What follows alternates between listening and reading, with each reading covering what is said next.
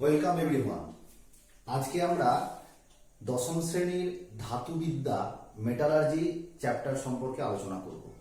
কিন্তু এই আলোচনা করার আগে আমি একটা কথা বলে নিই। যেহেতু আমি হেডফোনের থ্রু দিয়ে মোবাইল থেকে আমি ভিডিওগুলো করছি, তারপর আপলোড করছি ইউটিউবে, তাই সাউন্ডে যদি কোনো প্রবলেম থাকে, সাউন্ডে একটু হয়তো যদি কম শোনা যায়, সেক্ষেত্রে তুমি অবশ্যই একটু হেডফোন ব্যবহার করবে। ঠিক আছে? ওকে।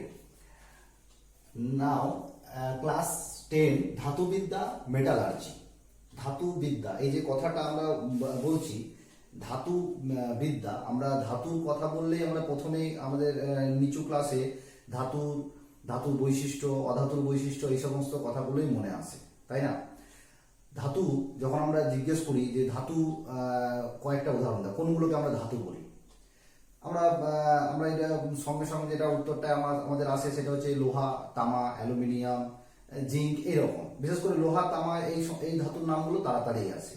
এবং এই ধাতুর যখন এগুলোকে কেন ধাতু বলা হয় না, তাদেরকে একটা ক্যারেক্টারের মধ্যে ফেলা হয়েছে। কেননা এদেরকে পেটালে শব্দ হয়, তারপর এরা নমনীয়, এদের ঔজ্জ্বল্য আছে, তাপ পরিবাহী, তড়িতের পরিবাহী। ঠিক আছে? এই সমস্ত বিভিন্ন বৈশিষ্ট্যকে নিয়ে আমরা এগুলোকে বলছি ধাতু, অন্য অধাতু আমরা আলাদা সংজ্ঞা করি। ঠিক আছে? তাহলে আমরা যেটা এখন পড়বো সেটা হচ্ছে কিন্তু ধাতুবিদ্যা মেটালার্জি, ধাতুর ওই বৈশিষ্ট্য যা পড়েছে ওইখান থেকে একটু অন্যরকম। আমরা যে ধাতুগুলো বলছি, যে লোহা, তামা, অ্যালুমিনিয়াম, জিঙ্ক, বিভিন্ন ধাতুর কথা বলছি, তো সেই ধাতুর আমরা প্রকৃতিতে বা আমরা কিভাবে পাচ্ছি। আমি যদি তোমাকে বলি যে এই যে একটা লোহার দরজা, একটা লোহার জানালা, ঠিক আছে, একটা অ্যালুমিনিয়ামের থালা বা বাসন, ঠিক আছে, অ্যালুমিনিয়ামের বাসনপত্র, তাহলে এইটা কি করে হলো, এটা কি করে তৈরি করলো? এমন তো নয় যে কোথাও অ্যালুমিনিয়ামের বাসন হিসেবে পড়ে আছে বা একটা লোহার গেট হিসেবে পড়ে আছে, তা কিন্তু নয়। জিনিসটাকে তৈরি করতে হয়েছে। তৈরি করার জন্য কি লেগেছে? তৈরি করার জন্য লোহার কিছু যৌগ লেগেছে। সেই যৌগগুলো আছে কোথায়? সেই যৌগগুলো প্রকৃতিতেই আছে। পৃথিবী যখন সৃষ্টি হয়েছে তখন বালি, কাদা, মাটির সঙ্গে এরা মিশে আছে। তার মানে এমন নয় যে আমি যদি আমার বাড়ির বাইরে গিয়ে মাঠে গিয়ে যদি আমি মাটি তুলি, তার মানে সেখানে কোনো লোহা বা অ্যালুমিনিয়াম কিছু না কিছু যৌগ পেয়ে যাব তাদের, তা কিন্তু নয়। পার্টিকুলার জায়গায় জায়গায় আছে, বিভিন্ন দেশে, বিভিন্ন রাজ্যে পার্টিকুলার কোনো ধাতুকে পাওয়া যায়। ঠিক আছে? যেমন আমাদের দেশে বিহার, উড়িষ্যা, ঝাড়খণ্ড, তাছাড়া অন্যান্য অনেক জায়গায় কিছু কিছু ধাতু পরিমাণ আছে। ঠিক আছে? যেটা ভূপৃষ্ঠে পাওয়া যায়, যেগুলোকে আমরা খনিজ বলি, মিনারেলস বলি। ওকে, তো ঠিক আছে। তা আমরা তাহলে কিছু কিছু ধাতুকে আমরা যৌগ রূপে পাই, আবার কিছু কিছু ধাতুকে যৌগ রূপে নয়, একদম মুক্ত অবস্থায় পাই। ও অন্য কোনো পরমাণুর সঙ্গে যুক্ত হয়নি, নিজে একাই আছে। ঠিক আছে? সেগুলো হচ্ছে প্লাটিনাম, রূপো, সোনা, এই সমস্ত ধাতু। কিন্তু ম্যাক্সিমাম ধাতু সবচেয়ে বেশি পরিমাণ ধাতু কিন্তু মাটিতে যৌগ রূপেই আছে। অন্য কোনো পরমাণুকে ওরা অ্যাটাচ করে একসঙ্গে মিলে মাটিতে আছে, ভূপৃষ্ঠে আছে। সেইখান থেকেই আমরা তুলে নিয়ে আসছি, সেখান থেকে তুলে আনছি আমরা কারখানা থেকে। সেইটা থেকে আমরা কি করছি? সেইটা থেকে সহজে, সুলভে, খুব কম খরচার মধ্যে এবং খুব কম জটিল বিক্রিয়ার মাধ্যমে, বেশি জটিল বিক্রিয়ার মধ্যে গেলে কিন্তু হবে না, কম জটিল বিক্রিয়ার মাধ্যমে আমরা ওই যৌগ থেকে পার্টিকুলার ওই ধাতুটাকে আমরা বের করছি। বের করে নিয়ে আমরা আমাদের প্রয়োজনীয় মতো আমরা জিনিসপত্র তৈরি করছি। আমার অ্যালুমিনিয়াম ধাতুটাকে বের করার পর আমি অ্যালুমিনিয়ামের যে কোনো জিনিস তৈরি করব, তাদের আমার ব্যবহারও জানতে হবে যে অ্যালুমিনিয়াম আমরা কোথায় ব্যবহার করি। ঠিক আছে? আবার লোহা তৈরি করার পর আমরা লোহারও সেরকম ভাবে বিভিন্ন রকম জিনিস তৈরি করি। তাহলে আমরা এই যে প্রসেসটা, এই যে আনা, কোনগুলোকে নিয়ে আসবো, কোথায় কারখানায় গিয়ে কিভাবে বিক্রিয়া করে কি করে ধাতু তৈরি বের করে ওখান থেকে নিয়ে আসছে, এই যে পুরো প্রসেসটা, এটাই হচ্ছে মেটালার্জি, ধাতুবিদ্যা। ঠিক আছে? এইটা কিন্তু খুব ইম্পর্টেন্ট টপিক। এটা হচ্ছে ছোট্টই তোমাদের ক্লাস 10-এ ছোট্ট করে দেওয়া আছে, কিন্তু ভবিষ্যতে তুমি এইটার উপর বেস করে ভবিষ্যতে তুমি আরো উচ্চ শিক্ষা নিতে পারো। অনেক বড় এই চ্যাপ্টারের উপর ভিত্তি করে অনেক বড় জায়গায় তুমি যেতে পারো, শুধুমাত্র এটার উপর ভিত্তি করে, ধাতুবিদ্যা মেটালার্জি নিয়ে। ঠিক আছে? ওকে, তাহলে আমরা এই ধাতুবিদ্যায় চ্যাপ্টারে আমরা এই সমস্ত ব্যাপারটাই জানবো, যে প্রকৃতি থেকে কিভাবে ধাতুকে ঠিক বের করে নিয়ে আসা হচ্ছে। ঠিক ঠিক আছে? তাহলে আমরা যখনই ধাতুর কথা বলি, ধাতুর কথা বললে আমি বললাম প্রথমে কোন কোন ধাতুর নাম প্রথমে আসে। লোহা, তামা, আমি যেহেতু অনেকগুলো ধাতুর নাম লিখেছি সেই সংকেতটা চিহ্নটাই লিখে দিয়েছি, অ্যাকচুয়ালি চিহ্ন লিখে দিয়েছি। Aluminium, zinc, nickel, chromium, manganese, magnesium, tin, lead, ঠিক আছে? এটা লোহা, তামা বা কপার যেটা বলছি। জিঙ্ককে দস্তাও বলা হয়, টিন, এসএন, লেড, পিবি, ঠিক আছে, ইত্যাদি আরো প্রচুর। আমাদের পিরিয়ডিক টেবিলটা, পর্যায় সারণীটা যদি তোমরা দেখো তাহলে পর্যায় সারণীর ম্যাক্সিমাম পোর্শন বেশিরভাগই আছে ধাতু। সন্ধিগত মৌলের মধ্যেও কিন্তু ধাতু ঢুকে আছে প্রচুর, ঠিক আছে? তাহলে ম্যাক্সিমামই হচ্ছে ধাতু, অধাতুর পরিমাণটা খুবই কম। এবং ম্যাক্সিমাম ধাতুগুলোই, এই যে যতগুলো ধাতু বলছি, এরা অন্য কোনো পরমাণুর সঙ্গেই কিন্তু যুক্ত হয়ে মাটিতে অবস্থান করছে, ভূপৃষ্ঠে আছে, ঠিক আছে? এবং বেশিরভাগ ক্ষেত্রে দেখা যায় কার সঙ্গে যুক্ত হয়েছে, হয় অক্সিজেন, ম্যাক্সিমাম কেসে কিন্তু অক্সিজেন। তুমি ম্যাক্সিমাম ধাতুকে আবার দেখবে অক্সিজেনের সঙ্গে বেশি যুক্ত হয়ে আছে। কোনো কোনো ধাতু আবার সালফারের সঙ্গে যুক্ত হয়ে আছে, ঠিক আছে? কোনো কোনো ধাতু আবার কার্বনেট হয়ে আছে।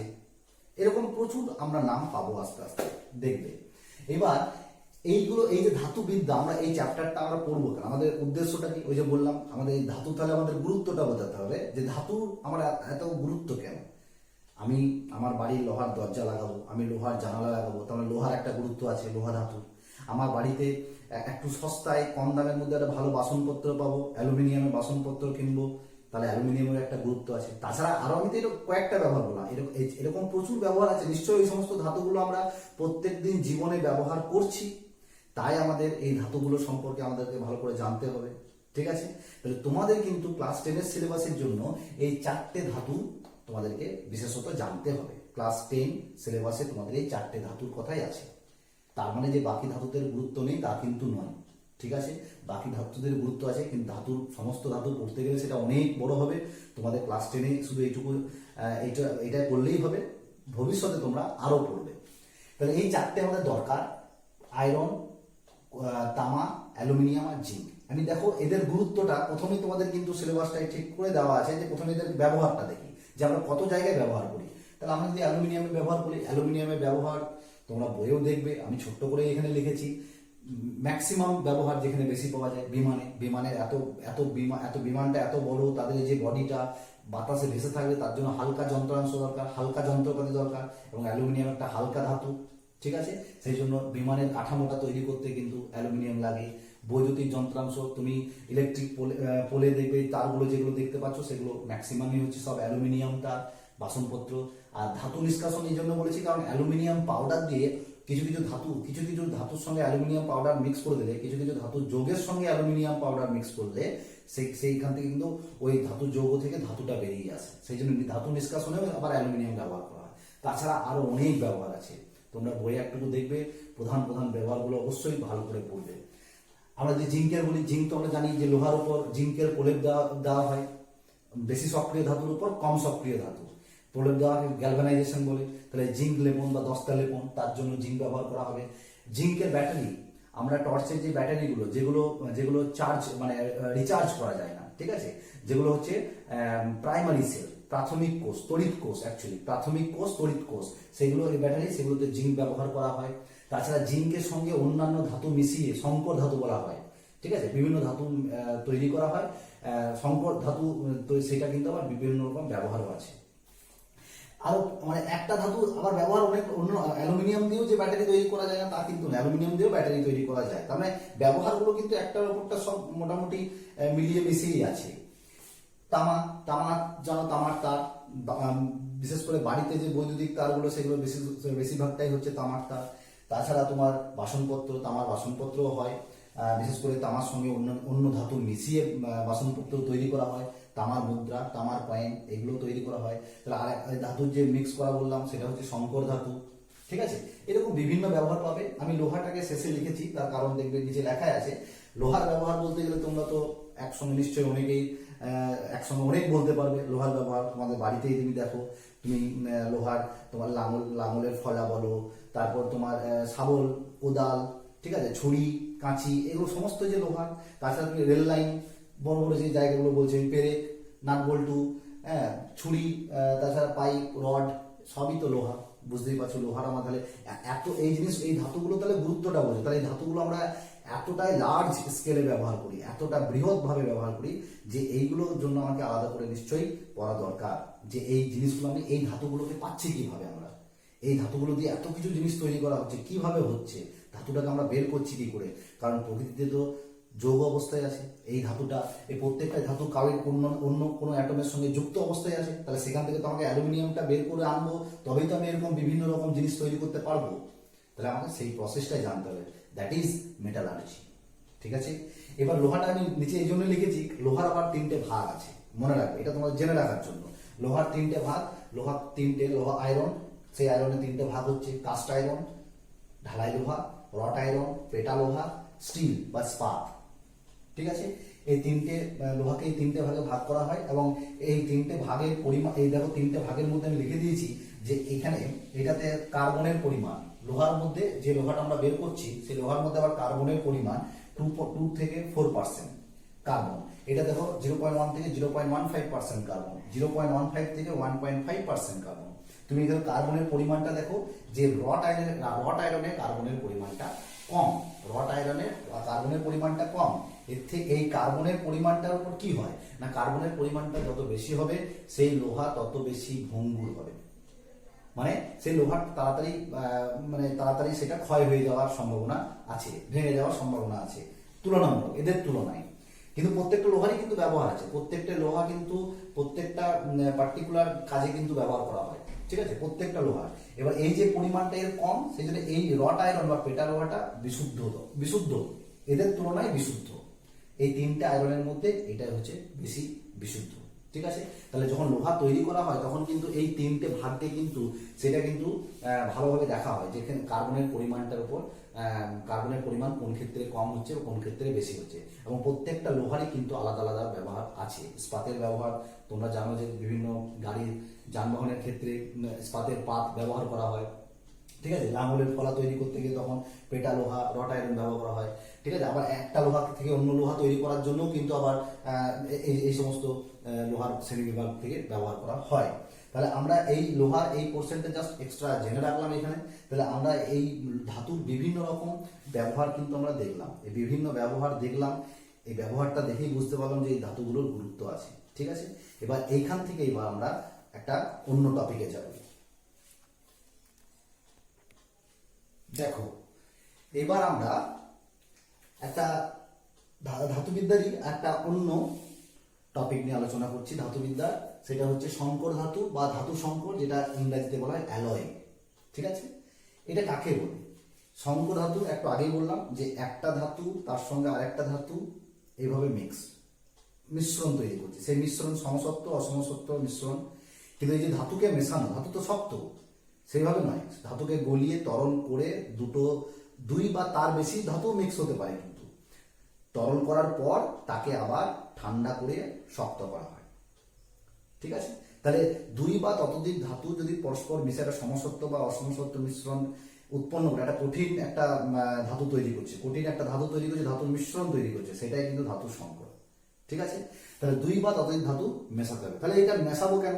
আমার তো ধাতু তো আমি কারখানা থেকে নিষ্কাশন করতেই পারছি, তাহলে মেশানোর কি দরকার?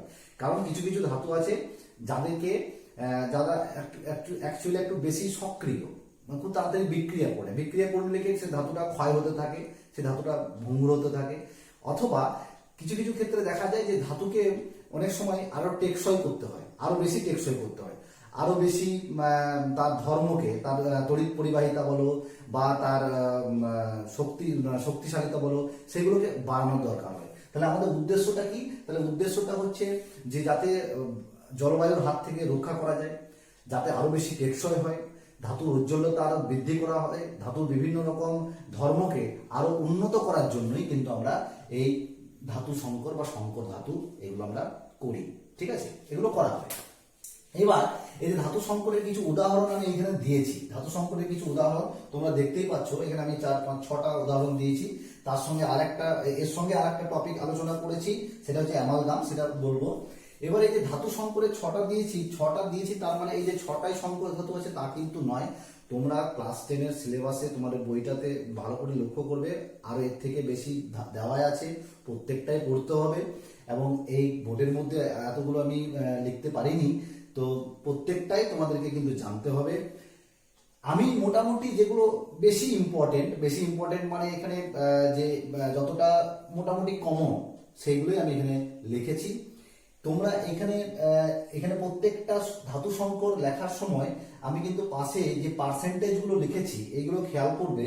এগুলো কিন্তু বিভিন্ন বইয়ে বিভিন্ন রকম মান থাকতে পারে, ঠিক আছে। তুমি কিছু কিছু বইয়ে 70% পাবে, এটা 30% পাবে, ঠিক আছে।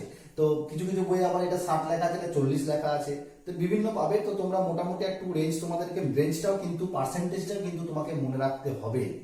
কারণ কি, হয়তো পার্সেন্টেজ তোমাকে কোশ্চেন দেয় না, তোমাকে অনেক সময় বলে দেয় যে পিতল যে সংকর ধাতু তার মধ্যে কোন ধাতুটির পরিমাণ বেশি, এইভাবে বলে দিতে পারে কোশ্চেন।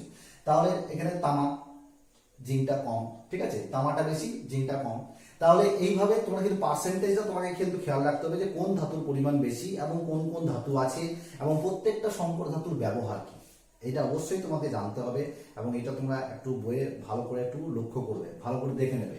মোটামুটি দেখো আমি এখানে পিতল, তামা আর জিঙ্ক এর ব্যবহার। তো পিতলের তো ব্যবহার, পিতলের বাসনপত্র হয়, বিভিন্ন ফুলদানি হয়, বিভিন্ন রকম মানে যে বাড়িতে মানে সাজানোর জন্য যে সমস্ত মানে পদার্থগুলোকে করা হয় সেগুলো পিতলে তৈরি হয়। তো পিতলের এই যে পিতলের মধ্যে তামা 10টা থাকে বা জিঙ্ক থাকে, তামা আর জিঙ্ক। তো এইটা মনে রাখার উপায়, আমি এখানে একটু আমার একটা বন্ধুর একটা ইউটিউবে চ্যানেল আছে, মানে এই রিসেন্ট সেও করেছে এবং সেই সংকর ধাতুর এই নামগুলো মনে রাখার একটা ট্রিক্স বলছিল। আমি সেই বন্ধুকে ধন্যবাদ জানাবো, সেই ট্রিক্স তার একটা দুটো আমার বেশ ভালো লাগলো। তো সেইগুলো আমি বলছি তোমাকে, একটা দুটোই বলবো। এই যেমন পিতল, এটা তামা আর 10টা, তাহলে পিতলের পি আর তামা তা আর জিঙ্ক জি, তাহলে পি তা জি, মানে এইভাবে একটু মনে রাখা যায়। এই ট্রিক্সটা মনে রাখতেই পারো যে পিতাজি মানে পিতল তৈরি হচ্ছে তামা আর জিঙ্ক ধাতু দিয়ে, এভাবে মনে রাখা যায়, ঠিক আছে, পিতাজি মনে থাকবে। এবার ধরো কাঁসা, এবার কাঁসা তৈরি হচ্ছে তামা আর টিন দিয়ে। কাঁসার বাসনপত্র ব্যবহার করা হয়। তামা, তাহলে তুমি এটাকে মানে তামাটা তুমি কাতা টি এভাবে বলতে পারো। তো বা কপার, এটা কপার, তো এটাকে তুমি কাকটি বলতে পারো, কাকটি মানে কাঁসা, কপার, টিন, ঠিক আছে। এটা জাস্ট একটা ট্রিক্স, আর কিছু নয় মনে রাখার জন্য। আচ্ছা, এই যেমন জার্মান সিলভার, এই একটা সংকর ধাতু। এখানে এটা কিন্তু আমি স্টার দিয়েছি এই জন্য, কারণ এটা কিন্তু অনেক সময় প্রশ্ন থাকে যে জার্মান সিলভার তো রূপো, রূপ ধাতুটা সিলভার নাম হয়।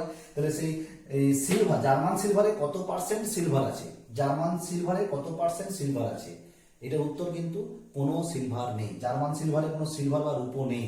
ভালো করে দেখো, জার্মান সিলভারে কি থাকে, তামা, জিঙ্ক আর নিকেল, তামা, জিঙ্ক আর নিকেল, ঠিক আছে। তাহলে জার্মান সিলভারে তামা, জিঙ্ক আর নিকেল, মানে তুমি যদি একটুকু ঘুরিয়ে করো, মানে ট্রিক্স হিসাবে যদি মানে এটা যদি মনে রাখতে চাও, তাহলে নিকেল, তামা, জিঙ্ক, তাহলে দেখো নিকেলের নিকেলটা তুমি নিকেলটা না করে তুমি এটাকে নেতাজি করো, নেতাজি। এই নেটা থেকে তুমি নিকেল মনে রাখতে হবে তোমাকে, নিকেল, তাটা তামা আর জিটা জিঙ্ক, নেতাজি। আমি এই একটা দুটো ট্রিক্স তোমাদেরকে বললাম, আমার ওই বন্ধুর কাছ থেকে এটা দেখলাম, ভালো লাগলো আমার। তো এখানে তুমি পিতাজি বা এটা নেতাজি এইভাবে তুমি মনে রাখতে পারো। যাই হোক, তো সব ক্ষেত্রে এরকম আমি বলতে পারছি না। যেমন ডুরালুমিন যেমন অ্যালুমিনিয়াম, কপার, ম্যাঙ্গানিজ, ম্যাগনেসিয়াম এগুলো থাকে, ঠিক আছে। দেখো অ্যালুমিনিয়ামটা বেশি, ডুরালুমিন। এবার অ্যালুমিনিয়াম ওই অ্যালুমিনিয়াম যে ওই লুমিন উচ্চারণটা হচ্ছে, তুমি ওখান থেকে মনে রাখবে যে এখানে অ্যালুমিনিয়ামের পরিমাণটা বেশি থাকে। ম্যাগনেলিয়াম, এই নামটা সহজে মনে থাকবে, এটা ম্যাগনেসিয়ামের ম্যাগনে আর লিয়াম, অ্যালুমিনিয়ামের লিয়াম যে উচ্চারণটা হচ্ছে, সে ম্যাগনেসিয়াম অ্যালুমিনিয়াম আর ম্যাগনেসিয়াম মিলিত রূপে ম্যাগনেলিয়াম তৈরি করছে। আচ্ছা, এখানে অ্যালুমিনিয়াম কত পার্সেন্ট, ম্যাগনেসিয়াম কত পার্সেন্ট দেখে নেবে। এগুলোতে অ্যালুমিনিয়ামের পরিমাণটা বেশি, এখানে ডুরালুমিনও তাই। আর আরেকটা আমি এখানে করেছি কলঙ্কহীন ইস্পাত, যেটা আমি বলেছি এখানে দেখো আয়রন, ক্রোমিয়াম, নিকেল আর সামান্য কার্বন আছে। কার্বন কিন্তু অধাতু। আমি বলেছি কিন্তু সংকর ধাতু এখানে 2 বা ততোধিক ধাতুর মিশ্রণ। এখানে সবই তুমি ধাতু দেখলে, এখানে যা লেখা আছে বা বইয়ে তুমি যেগুলো দেখবে আরো, সেগুলো সবই ধাতুই আছে।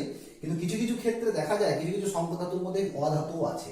তার মানে কিছু অধাতু মিশ্রণ হয়, মানে ধাতু অধাতুর মিশ্রণেও কিন্তু সংকর ধাতু হয়। তার মধ্যে একটা উদাহরণ আমি বলতে পারি কলঙ্কহীন ইস্পাত। এটা কোশ্চেনের মধ্যেই হতে পারে যে ধাতু অধাতু মিলিয়ে একটা সংকর ধাতু তৈরি হয়, এমন একটা সংকর ধাতুর নাম কলঙ্কহীন ইস্পাত বা স্টেনলেস স্টিল। কলঙ্কহীন মানে দাগহীন, মানে এই স্টিলে, এই ইস্পাতে কখনো মরচে পড়ে না, কখনোই মরচে পড়ে না, জলবায়ুর হাত থেকে সবসময় রক্ষা পায়, মরচে পড়ে না, সেটা কোনো দাগ মরচে পড়ে না, মানে সেটা দাগ হয় না। এই জন্যই বলা হচ্ছে একে কলঙ্কহীন ইস্পাত, স্টেনলেস স্টিল। স্টেন মানে হচ্ছে দাগ, স্টেনলেস দাগহীন, স্টেনলেস স্টিল। তাহলে স্টেনলেস স্টিল এখানে কি কি থাকে? এই ধাতুগুলোর সঙ্গে কিছু কার্বন থাকে। তাছাড়া তুমি আরো অনেক পাবে, যেমন তুমি গান মেটাল পাবে, যেমন তুমি ম্যাঙ্গানিজ স্টিল পাবে, ঠিক আছে, আরো তুমি ব্রোঞ্জ পাবে। এখানে কাঁসা লেখা আছে, ব্রোঞ্জ হবে, ব্রোঞ্জের মধ্যে একই থাকে, তার সঙ্গে জিঙ্ক থাকে সামান্য পরিমাণ। হ্যাঁ, এইরকম আরো তুমি কিছু সংকর ধাতুর নাম তোমার বইয়ের মধ্যে তুমি পাবে, এবং ওইগুলো কিন্তু অবশ্যই তোমাকে দেখতে হবে। আমি মোটামুটি কয়েকটা ইম্পর্টেন্ট কমন ধাতুগুলোকে আমি লিখেছি, এবং প্রত্যেকটা সংকর ধাতুর ব্যবহার তোমাকে জানতে হবে, ঠিক আছে। ম্যাক্সিমাম ব্যবহার আমরা দেখো, এখানে বাসনপত্র, এটাও বাসনপত্র, জার্মান সিলভারে বিভিন্ন রকম এই বাড়ির বিভিন্ন সরঞ্জামের জন্য কিন্তু করা হয় জার্মান সিলভার। আর অ্যাকচুয়ালি বিভিন্ন গয়না, মানে গয়নার জন্য জেনারেলি যে গয়নাগুলো, ওই যে বিভিন্ন পুঁতি দিয়ে যে গয়নাগুলো করে বিভিন্ন ডিজাইন থাকে জার্মান সিলভারে। হ্যাঁ, তাছাড়া ডুরালুমিন, এগুলো বিমানের কাঠামো। ম্যাগনেলিয়ামও তাই, বিমানের বিভিন্ন যন্ত্রাংশ হালকা হয় খুব সংকর ধাতুটা, এবং টেকসই হয়, ঠিক আছে। কলঙ্কহীন ইস্পাতের ব্যবহার বিভিন্ন রকম ভাবে, যেমন ইস্পাত যে লাঙলের ফলা বা তুমি রেল লাইন বলো, ঠিক আছে, বিভিন্ন কাজে কিন্তু এই কলঙ্কহীন ইস্পাত ব্যবহার করা হয়। স্টেনলেস স্টিল, তো স্টিলের বাসনপত্রও হয়। তাহলে এই ব্যবহারগুলো আমরা দেখলাম। এই ধাতু সংকরের মধ্যে আরেকটা ধাতু সংকরের আমি নাম এখানে আলাদাভাবে লিখেছি, তার নাম হচ্ছে অ্যামালগাম। এই অ্যামালগাম, এই ধাতু সংকরটা অ্যাকচুয়ালি, ধাতু সংকরটা কি না, ধাতু সংকর মানে একটা ধাতু আছে, তার সঙ্গে যদি মার্কারি থাকে তাহলে সেটা হচ্ছে অ্যামালগাম। মানে ধাতু সংকরে একটা যদি ধাতু মার্কারি হয়, পারদ হয়, তাহলে সেটাকে আমরা বলবো অ্যামালগাম। এবারে এই অ্যামালগামের মধ্যে, এই অ্যামালগামে যদি তোমার যেমন ধরো তোমার যদি সিলভারের সঙ্গে যদি এই মার্কারি থাকে, পারদ থাকে, সিলভারের সঙ্গে পারদ মানে রূপোর সঙ্গে পারদ মিশিয়ে যে ধাতু সংকরটা তৈরি করা হয়, সেটা দাঁতের চিকিৎসায় ব্যবহার করা হয়। আবার তোমার টিনের সঙ্গে এসএন এর সঙ্গে যদি পারদ মিশিয়ে মিশ্রণ করা হয়, তখন সেটা আয়না তৈরি করতে ব্যবহার করা হয়, ঠিক আছে। আবার যদি জিঙ্কের সঙ্গে মার্কারি, মানে জিঙ্ক আর mercury, zinc plus mercury, zinc amalgam, ঠিক আছে। তাহলে জিঙ্ক অ্যামালগাম, সিলভার অ্যামালগাম, তারপর টিন অ্যামালগাম, তার মানে কি জিঙ্কের সঙ্গে মার্কারি, এটা জিঙ্ক অ্যামালগাম বলছে। এটা বিভিন্ন তড়িৎদ্বার রূপে ব্যবহার করা হয়, বিভিন্ন বিক্রিয়ায় বিকারক হিসেবে কিন্তু ব্যবহার করা হয় জিঙ্ক অ্যামালগাম। তাহলে এটাও একটা সংকর ধাতু, যার একটা ধাতু অবশ্যই পারদ থাকবে, তবে সেটাকে অ্যামালগাম পর্যায়ে আমরা বলবো। তাহলে জিঙ্ক অ্যামালগাম, সিলভার অ্যামালগাম, আর একটা বললাম টিন অ্যামালগাম। জিঙ্ক অ্যামালগাম তড়িৎদ্বার রূপে, সিলভার অ্যামালগাম দাঁতের চিকিৎসায়, টিন অ্যামালগাম তোমার আয়না তৈরি করতে ব্যবহার করা হয়, ঠিক আছে। এরপর আমরা একটা অন্য টপিকে যাই। এবার দেখো, আমরা ধাতু সংকরের পর আবার একটা নতুন টপিকে আলোচনা করছি, নাম হচ্ছে খনিজ আর আকরিক, বা আকরিক ও খনিজ। খনিজ ইংরেজিতে বলা হয় মিনারেলস, আকরিক ইংরেজিতে বলা হয় ওর্স, ORES, ওর্স। দেখো আমি এখানে একটা তীরচিহ্ন দিয়েছি, লিখেছি সহজে ও সুলভে, মানে এখান থেকে সহজে ও সুলভে যেটা পাওয়া যায়, মানে যেটা সহজে সুলভে যেখান থেকে ধাতু নিষ্কাশন করা হয়, সেটাকে খনিজ, আমরা আকরিক বলবো, ঠিক আছে। মানে সহজে সুলভে, এইটাকে আমার এটা একটা মেনশন করেছি আমি, এই মেনশন করার কারণটা বলছি। এবার আমরা এখন জানতে চাইছি প্রথমে যে খনিজটা কি।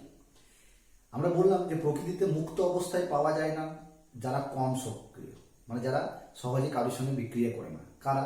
প্লাটিনাম সহজে কারোর সঙ্গে বিক্রিয়া করে না, সোনা, রূপো, মার্কারি, ঠিক আছে। তার মানে এরা সহজে বিক্রিয়া করে না, এমন নয় যে এরা বিক্রিয়াই করে না, তা নয়, কিন্তু কম সক্রিয়। এদেরকে প্রকৃতিতে মুক্ত অবস্থায় পাওয়া যায়, আবার যৌগ অবস্থায়ও পাওয়া যায়, কিন্তু মুক্ত অবস্থায় বেশি পাওয়া যায়, যেহেতু এরা কম সক্রিয়। ঠিক আছে।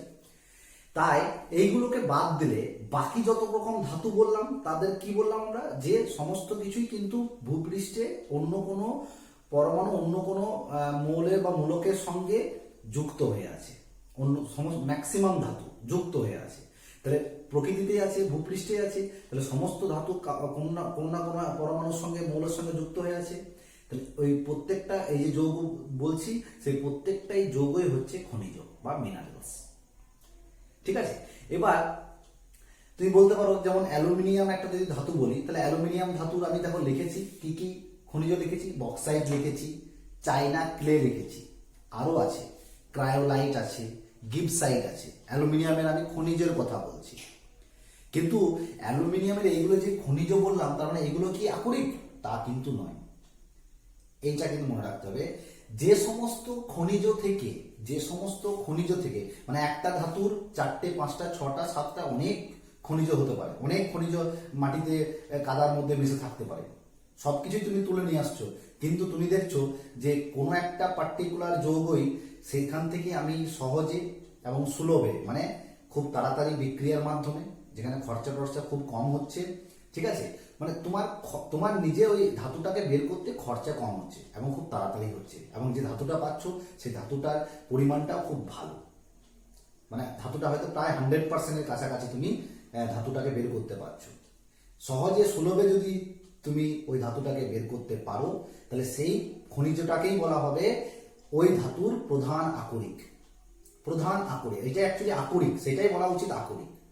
ঠিক আছে। তাহলে যে সমস্ত খনিজ থেকে সহজে সুলভে খুব কম পরিশ্রমের মাধ্যমে কম জটিল বিক্রিয়ার মাধ্যমে আমরা ওই যৌগ থেকে ধাতু নিষ্কাশন করতে পারি, সেই খনিজকেই বলা হবে ওই ধাতুর আকরিক। দেখো আমি এখানে উদাহরণ দিয়েছি, দুটো ধাতুর কথা বলেছি, এখানে অ্যালুমিনিয়াম আর লোহার বলেছি। ঠিক আছে।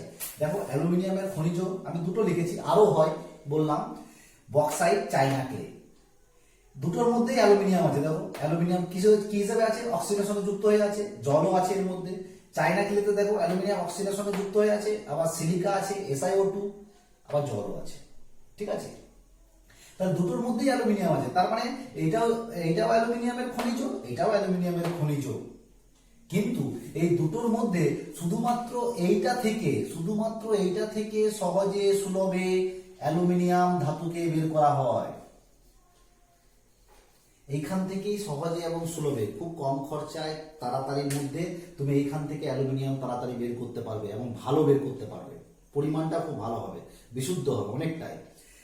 সেই জন্য এই দুটোর মধ্যে আমি অ্যালুমিনিয়ামের আকরিক বলবো বক্সাইটকে। দুটোই খনিজ, অ্যালুমিনিয়ামের খনিজ দুটোই, কিন্তু আকরিক কোনটা, যেখান থেকে আমি তাড়াতাড়ি পাচ্ছি বের করতে, সেটা কোনটা, বক্সাইট। আবার আরেকটা উদাহরণ দেখো, লোহার দুটো খনিজ লিখেছি, আরো খনিজ হয়। ঠিক আছে। Red hematite, iron pyrites, red hematite Fe2O3, iron pyrites FeS2, দুটোর মধ্যেই কিন্তু আয়রন আছে। দেখো তাহলে আমাকে কি করতে হবে, আমাকে এখান থেকে অক্সিজেনটাকে বের করে আয়রন বার করতে হবে, আমাকে এখান থেকে সালফারটাকে বের করে আয়রন বের করতে হবে। দেখা যাচ্ছে যে এখান থেকে অক্সিজেনকে বের করে আয়রন বের করাটা তাড়াতাড়ি হয় এবং খুব সস্তায় হয়। সেই জন্য এইটাই হচ্ছে তোমার আয়রন ধাতু নিষ্কাশনের, এইটাই হচ্ছে সব থেকে ভালো খনিজ, মানে এটাই হচ্ছে আয়রনের আকরিক। তাহলে আয়রনের দুটো আমি খনিজের কথা লিখেছি, দুটোই খনিজ কিন্তু আয়রনের, কিন্তু দুটোকে কিন্তু আকরিক বলবো না। কোনটা আকরিক, যেখান থেকে তাড়াতাড়ি আমি আয়রনটাকে বের করতে পারছি, রেড হেমাটাইটটা হচ্ছে আয়রনের আকরিক। অ্যাকচুয়ালি এগুলোকে প্রধান আকরিক বলা উচিত। ঠিক আছে, এগুলো প্রধান আকরিক। ওকে, তাহলে আমি কি বলতে পারছি, তাহলে এরা সবাই খনিজ কিন্তু সবাই আকরিক নয়। তাহলে বলতে পারি সব আকরিকই খনিজ, যারা আকরিক হবে তারা তো খনিজ বটে, তারা তো খনিজ থেকেই তো আমরা আকরিকটাকে বের করছি। তাহলে যারা আকরিক তারা নিশ্চয়ই খনিজ, কিন্তু সব খনিজই আবার আকরিক নয়। এও খনিজ, কার খনিজ, অ্যালুমিনিয়ামের মিনারেলস। তাহলে দুটোই তো মিনারেলস, কিন্তু দুটোই কি আকরিক না, একটা আকরিক। যে আকরিক সে খনিজ তো বটেই, কিন্তু এরা সবাই খনিজ কিন্তু সবাই আকরিক নয়। তাহলে এখান থেকে একটা প্রশ্ন আসতে পারে যে সব আকরিকই খনিজ কিন্তু সব খনিজ আকরিক নয়। All ores are minerals but all minerals are not ores. ঠিক আছে। তাহলে এটা আমরা দেখলাম, এখান থেকে একটা এরকম প্রশ্ন হতে পারে। এরপর আমরা কয়েকটা আকরিকের নাম দেখব। দেখো তোমরা এখানে আমি ধাতু যেগুলো তোমাদের এই ক্লাস 10-এর সিলেবাসে আছে, সেই সমস্ত ধাতু তাদের আকরিকের নাম আর সংকেত আমি লিখেছি। ভালো করে দেখো, লোহার যেটা লিখেছি, লোহার 3টে, কপারের 4টে, জিঙ্কের 3টে আর অ্যালুমিনিয়ামের 3টে। এই কয়েকটাই লিখেছি। তোমাদের জেনারেলি এই কয়েকটার মধ্যেই পড়তে হবে, কিন্তু এর থেকেও বেশি মানে খনিজ হতে পারে, মানে অ্যাকচুয়ালি আকরিকও হতে পারে। ঠিক আছে, তো এইবার মানে এগুলো খনিজ, এগুলোই আকরিক আমি বলছি। এগুলো যেগুলো আন্ডারলাইন করা আছে, দেখো যেগুলো আন্ডারলাইন করা আছে এগুলো কিন্তু প্রধান প্রধান আকরিক। মানে পরীক্ষার সময় তোমাকে প্রশ্ন দিতে পারে যে দুটো ধাতুর নাম দিয়ে দিল, যে লোহা বা অ্যালুমিনিয়াম, এদের প্রধান আকরিকের নাম ও সংকেত দেখো, এরকম ভাবে প্রশ্ন থাকে। ঠিক আছে, তাহলে যেগুলো আন্ডারলাইন করা আছে এগুলো হচ্ছে প্রধান আকরিক, মানে এখান থেকে এই ধাতুকে নিষ্কাশন করা হয়। যেমন বক্সাইট থেকে অ্যালুমিনিয়াম ধাতুকে নিষ্কাশন করা হয়, জিঙ্ক ব্লেন্ড ZnS থেকে জিঙ্ককে নিষ্কাশন করা হয়, কপার পাইরাইটিস থেকে কপারকে নিষ্কাশন করা হয়, রেড হিমাটাইট থেকে আয়রনকে নিষ্কাশন করা হয়। আয়রনের দেখো আকরিকের নাম red haematite Fe2O3, magnetite Fe3O4, সিডারাইট FeCO3, বা একে স্প্যাথিক আয়রন ওর বলে, যাকে স্প্যাথোজও বলা হয়, স্প্যাথিক আয়রন ওর সিডারাইট। কপারের কপার পাইরাইটিস Cu2S Fe2S3, এটাও লিখতে পারো, অথবা একসঙ্গে লেখা যায় CuFeS2, copper glance Cu2S, malachite CuCO3 CuOH2, কিউপ্রাইট Cu2O। ঠিক আছে, আচ্ছা জিঙ্ক ব্লেড ZnS, যেটার আরেকটা নাম হচ্ছে ব্ল্যাক জ্যাক। জিঙ্কের আরেকটা আকরিক হচ্ছে ক্যালামাইন ZnCO3, আরেকটা হচ্ছে জিঙ্কাইট ZnO। আচ্ছা, অ্যালুমিনিয়ামের বক্সাইট Al2O3 2H2O। এই জলের সংকেতটা কিন্তু, মানে জলের অ্যাকচুয়ালি যে পরিমাণটা 2H2O, এটা ঠিকঠাক মনে রাখবে।